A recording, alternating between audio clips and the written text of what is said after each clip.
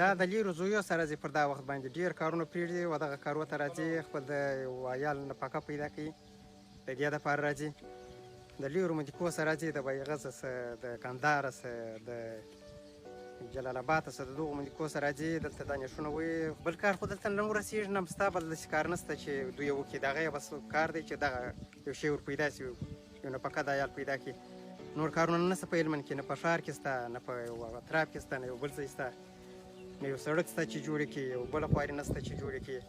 بس دغه خواري ته راغلي دی، بس دا خپل د عیال نفقه په دغه پیدا کوي.